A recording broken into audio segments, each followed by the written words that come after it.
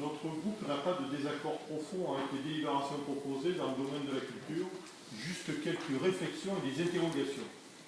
Concernant les investissements dans les châteaux, nous pensons qu'il faut conserver deux cas. Un, l'entretien du patrimoine et donc la conservation des châteaux. Par exemple, les usseries extérieures de Suse-la-Rousse ont besoin d'être refaites, cela devient urgent. Deux, la restauration et la modernisation de ces bâtiments emblématiques de manière à dynamiser leur exploitation et en faire de véritables leviers économiques.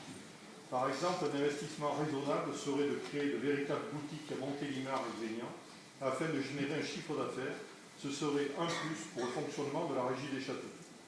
Nous recommandons de continuer les restaurations de ces bâtiments pour affirmer les usages et destinations thématiques qui leur a été attribué depuis quelques années.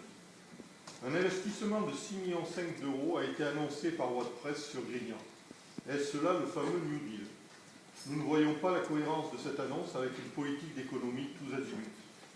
Vous mettez l'accent sur le développement de la pratique amateur, pourquoi pas, mais nous notons des baisses de budget pour les structures d'enseignement artistique. Est-ce judicieux si on veut vraiment promouvoir la culture?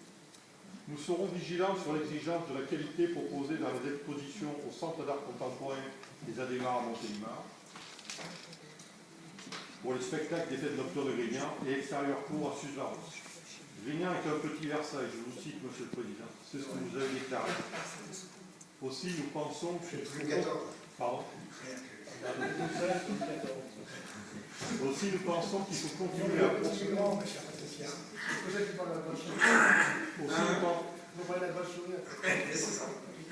Permettez que je termine.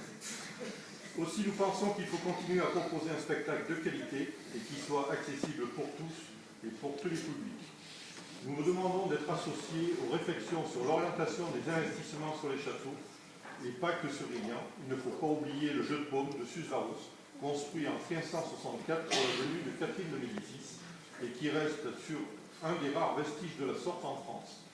N'oublions pas aussi les Adhémars de Montélimar, qui est probablement le plus intéressant au niveau historique.